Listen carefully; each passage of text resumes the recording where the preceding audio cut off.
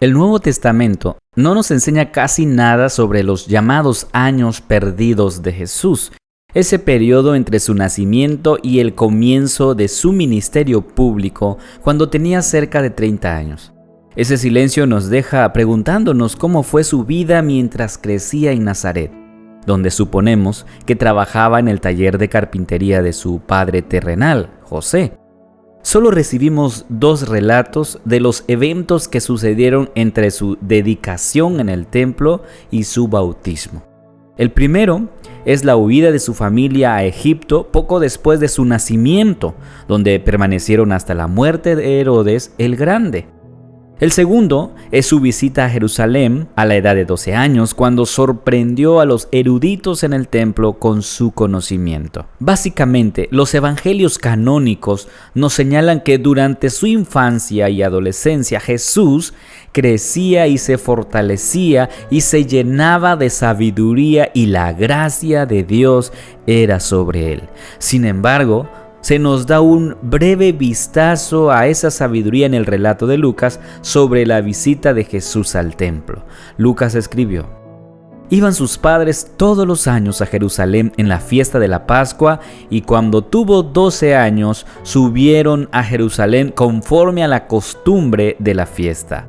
Al regresar ellos, acabada la fiesta, se quedó el niño Jesús en Jerusalén sin que lo supiesen José y su madre. Y pensando que estaba entre la compañía, anduvieron camino de un día y le buscaban entre los parientes y los conocidos. Pero como no le hallaron, volvieron a Jerusalén buscándole. Y aconteció que 3 días después le hallaron en el templo, sentado en medio de los doctores de la ley, oyéndoles y preguntándoles. Y todos los que le oían se maravillaban de su inteligencia y de sus respuestas. Cuando le vieron, se sorprendieron y le dijo su madre: Hijo, ¿por qué nos has hecho así? He aquí, tu padre y yo te hemos buscado con angustia. Entonces él les dijo: ¿Por qué me buscáis? ¿No sabéis que en los negocios de mi padre me es necesario estar? Mas ellos no entendieron las palabras que les habló. Lucas nos dice que los padres de Jesús iban a Jerusalén cada año para la fiesta de la Pascua. La gente viajaba largos trayectos para la Pascua y la familia de Jesús venía de Nazaret, a unas 70 millas de distancia. Es posible que llevaran a Jesús cuando era más joven, pero era habitual que 1 año o 2 años de que un niño cumpliera 13 años, su familia lo llevara al templo para que se acostumbrara a los procedimientos que seguirían en su bar mitzvah. Después de la fiesta, María y José salieron de Jerusalén sin saber exactamente dónde estaba Jesús. Cuando las familias iban a Jerusalén para la fiesta, usualmente viajaban en grandes grupos de parientes y conocidos.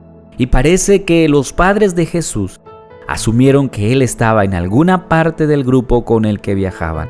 Finalmente, cuando la ausencia de Jesús comenzó a parecer demasiado larga, lo buscaron pero no lo encontraron.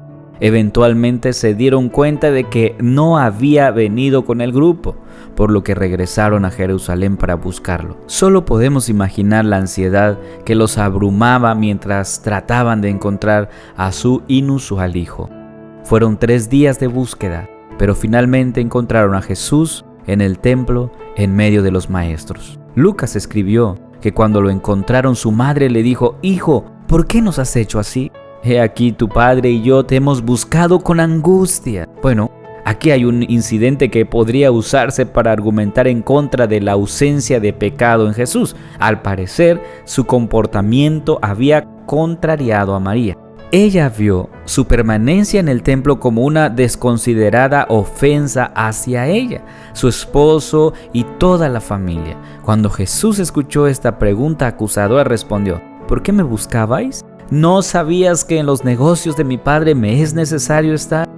Él estaba diciendo, de hecho, deberías haber sabido dónde estaba, no debiste haber tenido que buscarme. Sin embargo, ellos no entendieron las palabras que les habló. Es decir, hubo un problema de conocimiento. María y José no sabían por qué él estaba haciendo lo que estaba haciendo. Da la sensación de que Jesús estaba reprendiendo a su madre de manera suave y cortés por no saber lo que debería haber sabido, particularmente a la luz de toda la revelación que ella había recibido, especialmente en el momento de su anunciación. Ella había estado meditando y considerando estas cosas durante años, preguntándose sobre el destino de su hijo, el mensaje que le había dado el ángel Gabriel, el significado del nacimiento virginal y las palabras de Simeón y la profetisa Ana. Cuando Jesús habló de los negocios de mi Padre, Él estaba hablando evidentemente de su Padre Celestial. Estas palabras también nos dan una idea de su obra. Incluso a los 12 años, en su creciente conciencia de su tarea en la tierra, sabía que tenía una obra que realizar para su Padre, y esa obra tenía que ver con el templo y las cosas que se discutían allí. Hay una cierta subordinación entre el Hijo y el Padre en la Trinidad. Los teólogos hablan de las distinciones económicas en la Trinidad, las distinciones que tienen que ver con la obra de Dios.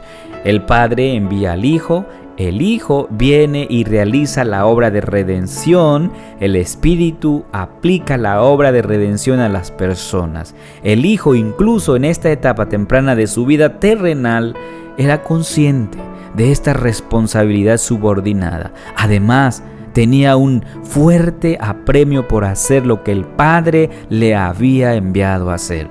Más tarde, él declararía: mi comida es que haga la voluntad del que me envió y que acabes su obra. Jesús tenía una misión y estaba comprometido a llevarla a cabo.